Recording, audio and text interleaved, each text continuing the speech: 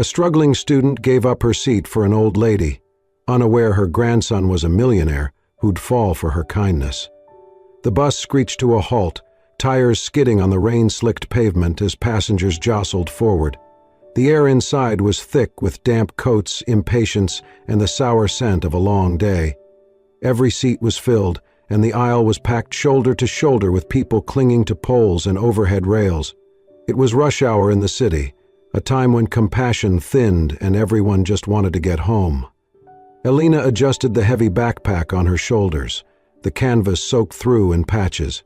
She had just left her part-time shift at the diner, where she'd been on her feet for 6 hours straight, her legs aching and stomach rumbling.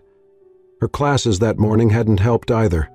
3 lectures, 2 quizzes, 1 exhausting group project. She hadn't sat down in hours, and yet she remained standing, wedged between 2 strangers, trying not to sway as the driver took another sharp turn.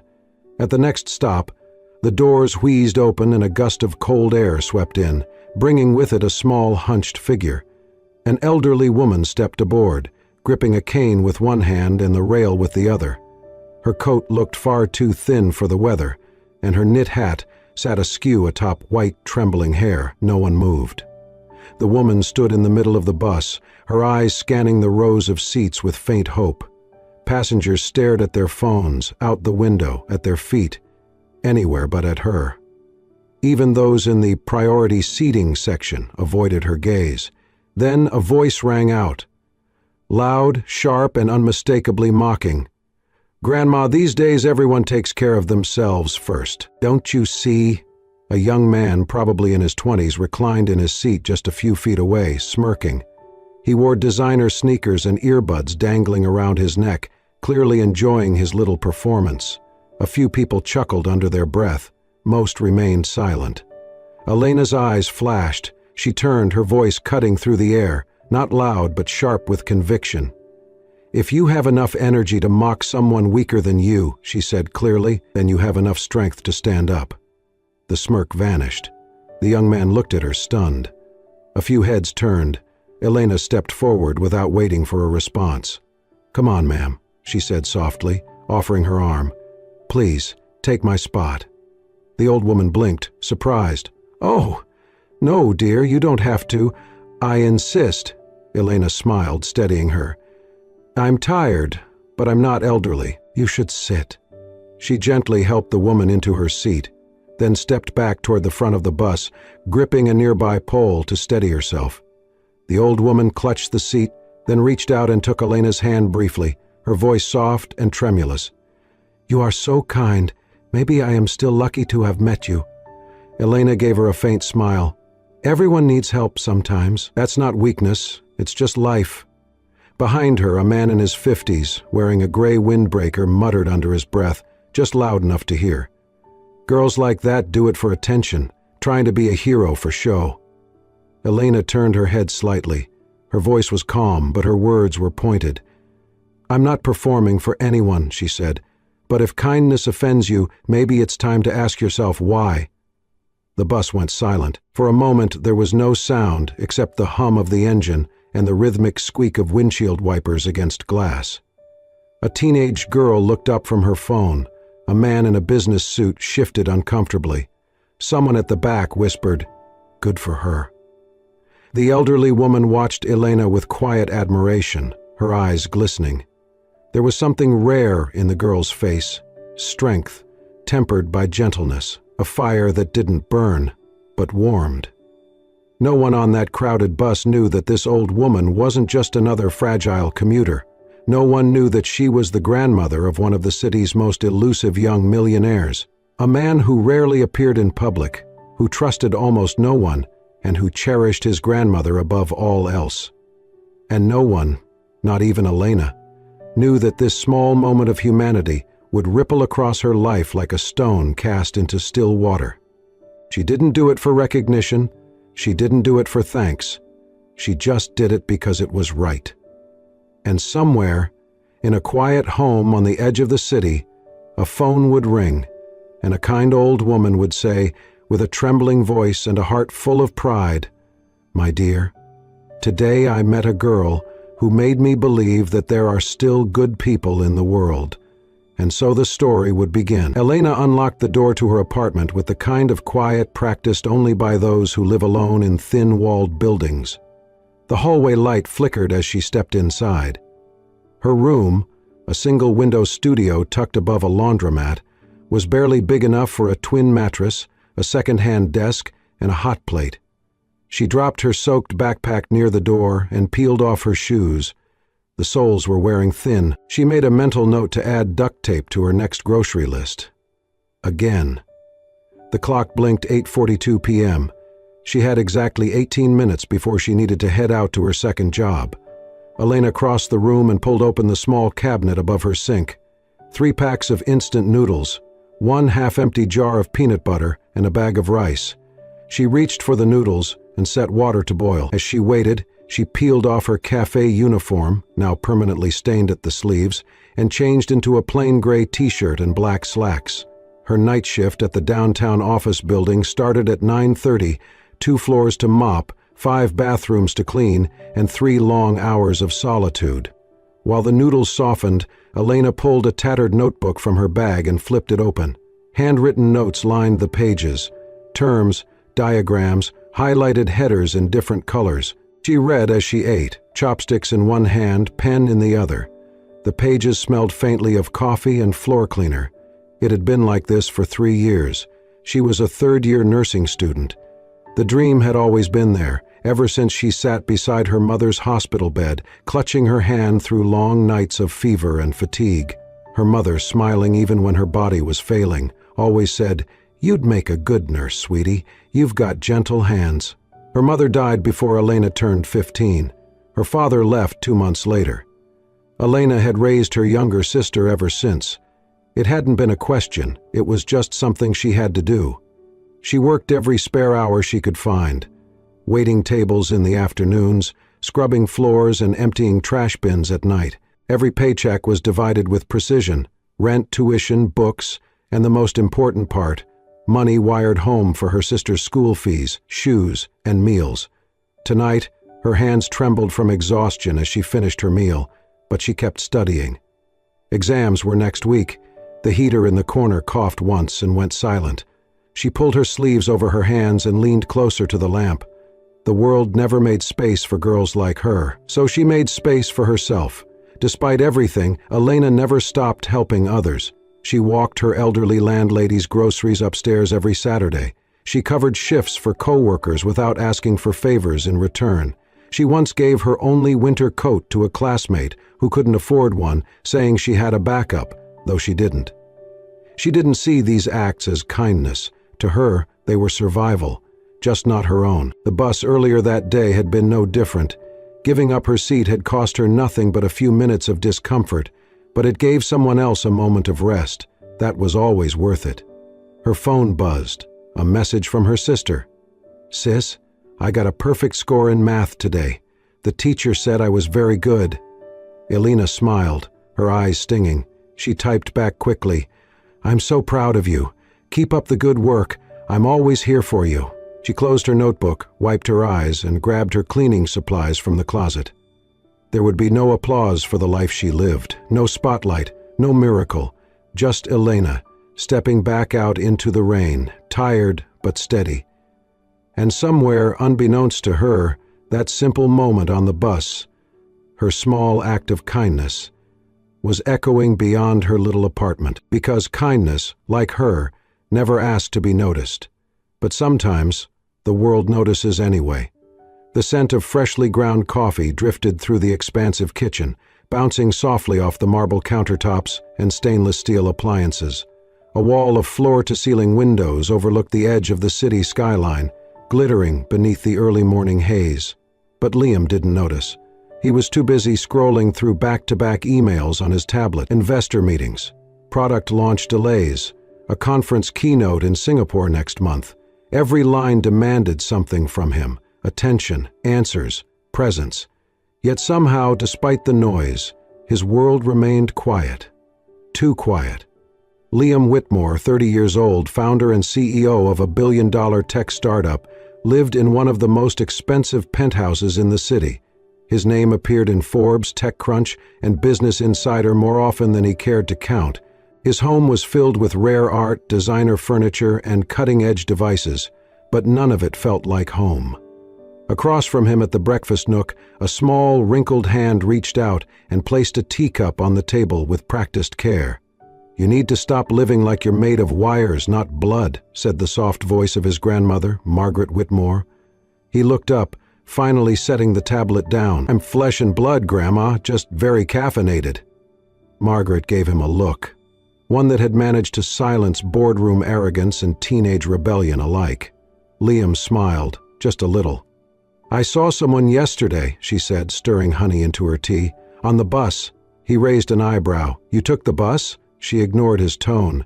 "I needed a reminder of how people really live. It's easy to forget up here." He leaned back, intrigued despite himself. "So? What did you see?"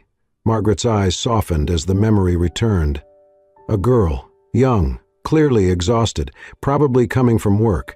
But when no one else moved, she stood up and gave me her seat. Not out of pity, not out of obligation, just kindness. Liam tilted his head.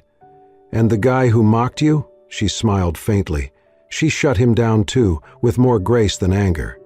There was something in her, strength, but soft, fire, but gentle. He blinked. "Okay, now I'm curious. Who is this mythical bus angel?" "I don't know her name," Margaret replied. "But I know the world would be better if more people were like her." Liam chuckled, pouring himself another cup of coffee. "You've never told me this much about a stranger before." Margaret leaned closer, her voice quiet. "You live in a world of algorithms and strategy, Liam. But don't forget, sometimes the smallest moments reveal the greatest character." He didn't respond, but something about her words lingered long after breakfast ended. 2 days later, Liam found himself at his old university, invited to speak at a leadership seminar.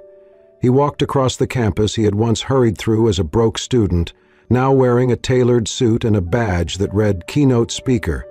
It was supposed to be a quick event. In and out, smile, shake hands, offer inspiration, move on. Liam wasn't expecting to see her. He had just finished his seminar when he spotted a girl across the campus quad, kneeling to tie a younger student's shoe that had come undone.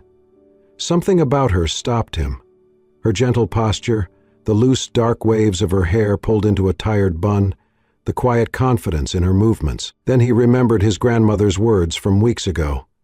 "It was near your old university." She had the kindest eyes I've ever seen, like they'd seen pain, but chose softness anyway. Her hair was dark and messy, but beautiful in a natural, unbothered way. His heart thudded. The bus route, the time of day, the way the girl smiled at a stranger, everything aligned. He didn't need a name. He didn't need proof. As he watched her help someone without hesitation, he knew. This was the girl who had changed his grandmother's day and who was quietly changing his. It was her. The girl from the bus. The girl from his grandmother's story. Liam stopped mid-step, watching as she bent down to help a classmate pick up spilled papers near the library entrance. No hesitation, just kindness, effortless and sincere. In that moment, Liam realized his grandmother hadn't exaggerated a word. There was something about this girl, this stranger, who moved through the world like it still mattered. He didn't know her name, but he suddenly wanted to, not for business, not for PR, but for something far rarer in his world, something real. The sign-up sheet was taped crookedly to the bulletin board outside the student center. Liam stood staring at it longer than necessary, one hand buried deep in his jacket pocket, the other holding a ballpoint pen he hadn't used in years. Community Outreach Week, volunteer needed, Public Health and Wellness Fair, help us make a difference. It was the perfect entry point. He scribbled a name that wasn't quite his, Will Monroe, and added his number. He hadn't used a fake name since middle school prank calls. But this wasn't about deception, not really. He just wanted to know her without the weight of who he was. And so the next morning, he arrived at the campus gymnasium wearing jeans, a plain hoodie, and the most unassuming pair of sneakers he owned. "Hi," said a soft voice behind him. "You're new?" He turned. Alina stood holding a clipboard, hair pulled back, sleeves rolled up. Even in simple clothes, there was something about her. Open, steady, real. "I'm Will," he said quickly, hoping his voice didn't betray anything more. "First time volunteering?" She smiled, nodding. "Welcome. I'm Elena." He knew that already, of course. He'd heard someone call her name 2 days ago outside the library and had filed it away like a secret treasure. But hearing it from her lips felt different. They spent the next few hours sorting pamphlets, setting up first aid stations, and organizing free wellness kits. Liam tried to keep up, but Elena moved with effortless rhythm. Efficient, focused, kind to everyone. "You're doing great," she said once, watching him fumble with a box of face masks. "You ever worked one of these before?" He laughed, scratching the back of his neck. "Nope, but I'm good at pretending." Alina chuckled, and the sound struck him, light and genuine, like something unfiltered. "You don't have to pretend with me," she said. "We're all just doing our best." That sentence stayed with him. They ended up partnering for the vision screening booth, where Elena taught him how to guide patients through a simple eye chart. "Hold this." She handed him a clipboard. He took it, trying to hide the way his fingers brushed hers. "You're kind of clumsy," she teased, her tone light. "And you're kind of bossy," he countered. Their eyes met. They both smiled. It became a rhythm. Every afternoon, Liam showing up with sleeves rolled and fake name ready, Elena greeting him with a nod and an extra task. They handed out flyers, helped elderly visitors through forms, even organized a raffle for free flu shots. Each day, Liam learned something new. Elena didn't drink coffee after 5 p.m. She loved old movies and collected quotes from classic books in the back of her note. She was terrible at remembering where she put her pen, but never forgot a name or a face. And she never once asked about his past, his background, his bank account. She just listened, saw people, saw him. One afternoon, after everyone else had left, Liam stayed behind to help Elena pack up the last few boxes. As she folded a banner, she looked over at him and said, "You know, Will, you don't talk much about yourself." He hesitated, then shrugged. "Not much to say." She studied him for a moment, then smiled. "Well, I think you're a good person, and I'm glad you're here." Liam felt something shift inside him. This wasn't curiosity anymore. He was drawn to her, for who she was, not how she made him feel, but because of what she brought out in him. Something honest, something human. And for the first time in years, Liam wasn't thinking about business plans or market shares. He was thinking about the girl who gave up her seat on the bus, and how she might have just taken up space in his heart. The message came in the middle of her shift. Elena was wiping down tables at the cafe when her phone buzzed in her apron pocket. It was from her neighbor back home. A panicked voice note. Her hands trembled as she played it. "My sister. She had an accident. Hit by a motorbike. She's in the emergency room, district hospital. It's urgent, Elena." Her world narrowed to that single sentence. The mop in her hand slipped. Her knees nearly buckled. The hum of the cafe, the clatter of cups, the laughter, it all faded.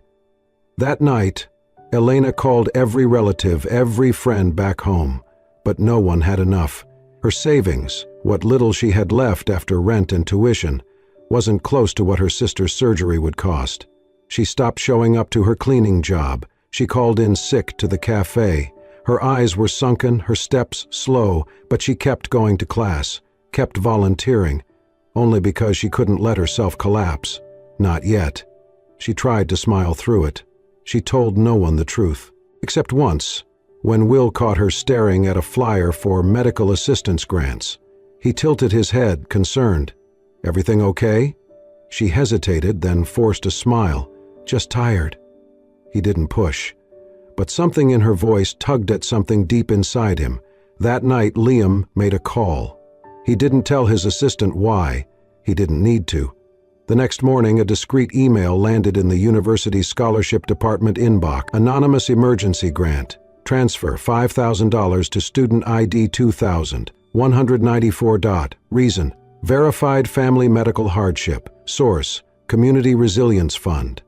It was signed with a logo no one had seen before, because Liam had just made it up. 2 days later, Elena received an email that nearly made her drop her phone. Subject: Emergency scholarship awarded, no repayment required. She read it once, then again, then sat down on the edge of her bed and cried into her pillow for what felt like hours. No one knew. No one was supposed to know. But someone out there, had seen her, had helped her, not with conditions or expectations, but with quiet compassion. At the next volunteer session, Elena arrived early, her eyes still puffy but her steps lighter. Will was there unpacking boxes of brochures. He looked up and smiled softly. "Hey," he said, "you okay?" This time, she didn't fake it. She walked up to him and said, voice trembling, "I just want to say thank you. I don't know who did it, but someone helped me, helped my sister, and I'll never forget it." Liam looked at her for a long moment. He wanted so badly to tell her, "It was me. I couldn't bear to see you break." But he said only, "Some people give what they can. Some people give what they are." She blinked, stunned by the gentleness in his voice. "That sounds like a quote." "Maybe," he said, "or maybe I just made it up." Liam watched her walk away to greet a patient, his heart heavy and full all at once. This wasn't admiration anymore. This wasn't interest or even curiosity. This was love, the kind that made you want to shield someone from the world's sharp edges, even if they never knew it was you holding the shield. But Liam still couldn't bring himself to tell her who he really was. Not yet. Not when her trust meant more than anything his name could buy. It started with a headline. Elena was skimming articles during her break in the campus library when one particular photo made her stop cold. Her thumb hovered above the screen, heart suddenly in her throat. Liam Whitmore, tech prodigy, young billionaire, and the city's most reclusive CEO. She blinked. The face in the article. It was him. Her Will, the same Will who fumbled boxes at the wellness fair, who stuttered when handing out hand sanitizer, who listened to her talk about her sister and late-night shifts without ever judging. Only he hadn't been Will at all. He had been lying to her from the start. The article went on. About his fortune, his startup, his estate near the city, his rare public appearances. There were photos, polished, powerful, and in every one Liam looked like a stranger. Sharp suit, cold eyes, the kind of man who didn't ride buses, the kind of man who didn't need to pretend. Elena's hands began to shake. She thought of the little things, the way he never gave details, how he always listened but rarely shared, the mysterious scholarship, the gentle compliments, that keychain. Tiny, simple, a heart-shaped trinket he'd once shyly handed her during a cleanup shift, saying, "It reminded me of you, quiet but strong." Now it felt like a prop. That night she placed the keychain on his empty chair at the volunteer desk and walked away. She ignored his texts. She skipped every outreach shift. She needed air, distance, time. But the hurt didn't fade. It deepened. Why would someone like him lie? Why approach her under a fake name? Was it all just some game? A way to amuse himself with the struggling student who didn't know any better? She didn't cry, not because it didn't hurt, but because the tears would have meant she'd believed in something real. 2 days later, Elena sat alone at the back of the campus library, surrounded by nursing books she wasn't reading. Her fingers traced the corner of a page, but her mind wandered, until she felt a presence beside her. "I'm sorry," said a voice she hadn't heard in days. She looked up. Liam stood there, no longer Will, no longer fumbling, awkward, hidden, just Liam, wealthy, composed, honest, and nervous. "I didn't come here to make excuses," he said softly. "Just to tell the truth." She didn't answer. She couldn't trust her voice. "I first heard about you from my grandmother. She wouldn't stop talking about the girl on the bus," he said, smiling faintly. "And I wanted to meet you, not as me, because people treat me differently when they know who I am." Elena folded her arms, holding herself steady. "So you lied." "I didn't mean to. I liked being someone you could meet without expectations." She shook her head, bitterness cutting through. "You think it's romantic? Pretending to be someone else? Making me feel like I could trust you while you watched from behind a mask? No, he said, voice firmer now. I think it was cowardly, and I regret it. But everything I said to you, every moment, every word, was real. He sat down, careful not to crowd her. I didn't know I'd fall for you, Elena. I didn't know that your strength, your kindness, would change me. But it did. Her eyes welled despite herself. You don't understand what it's like, she whispered. People like you, money, power, you can afford to pretend. People like me don't get that luxury. We live with truth every day, because if we slip, we lose everything. He nodded slowly. You're right, and I never should have put you in that position. They sat in silence, the gap between them filled with words unspoken. Finally, Liam reached into his coat and gently set something on the table between them. The heart-shaped keychain. I never meant for this to be a joke, he said, but if you want to walk away, I'll understand. Just know that I never cared about how much you had, only who you were. Elena looked down at the little heart. She didn't pick it up, but she didn't push it away either. The knock came just after sunrise. Elena had just poured hot water into a chipped mug of instant coffee when she heard it. Soft but steady, like someone patient enough to wait all day if needed. She opened the door to find a woman she recognized immediately. Miss Elena? The older woman offered a warm, reserved smile. She wore a long navy coat, a silk scarf tucked neatly beneath her collar, and carried herself with the kind of grace that didn't need to be announced. Yes, you're Liam's grandmother, Elena said, a bit stunned. Margaret nodded. May I come in for a moment? Inside the tiny apartment, the older woman didn't look uncomfortable, despite the modest surroundings. She sat carefully at the small kitchen table, her gloved hands folded in her lap, taking in the stacks of nursing books and the bowl of instant noodles on the counter. I'm not here to speak for Liam, she said gently, but I am here because of him. Elena stayed silent, unsure what to expect. Margaret's eyes softened, her voice lowering like she was sharing something sacred. My grandson has always been brilliant, but after his parents passed, and the business grew faster than any of us could follow, he became guarded, distrustful. He's been burned by people who only saw his money. She paused, choosing her words carefully. But a few months ago, he came to my kitchen and said, Grandma, tell me again about the girl on the bus. And that's when I knew. Elena's throat tightened. He heard me talk about you more times than I can count, Margaret said with a soft smile. The way you stood up, literally and figuratively, for someone you didn't know. You reminded him that goodness still exists in the world, and it made him want to be closer to it. I didn't know who he was, Elena murmured. And when I found out, it felt like everything we shared wasn't real. I understand, Margaret nodded. And I won't defend the fact that he hid his name, but I will say this. He never once hid his heart. Elena blinked, her eyes stinging. Margaret reached into her purse and pulled out a small envelope. Inside was a faded photo.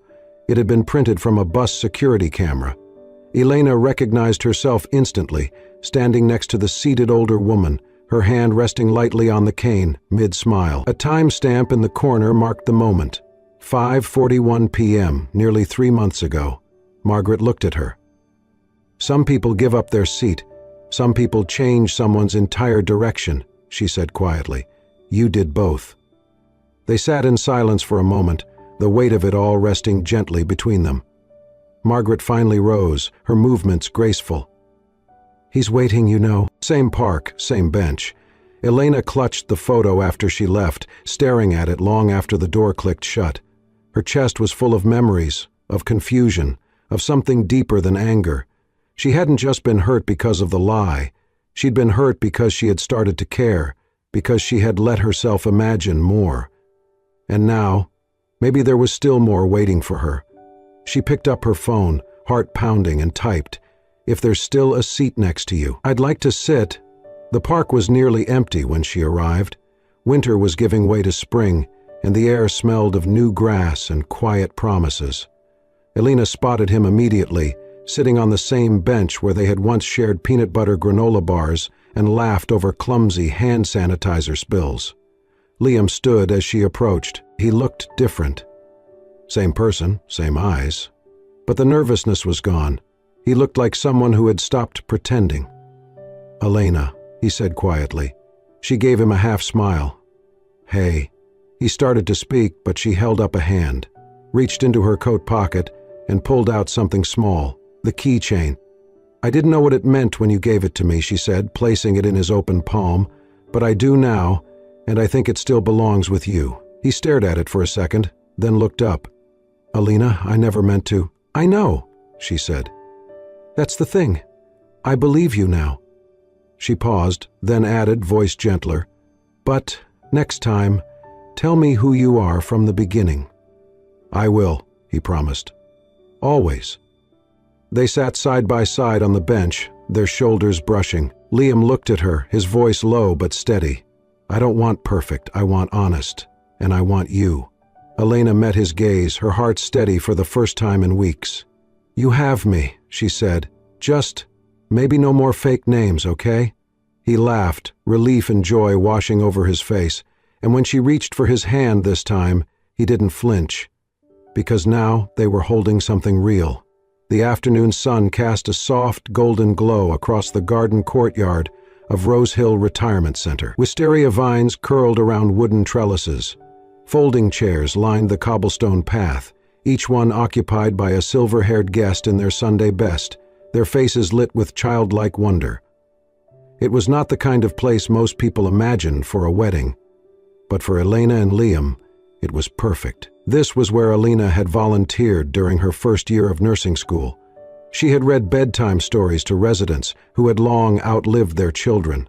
She had painted fingernails, danced slowly in wheelchairs to Frank Sinatra, and held trembling hands during long, lonely afternoons.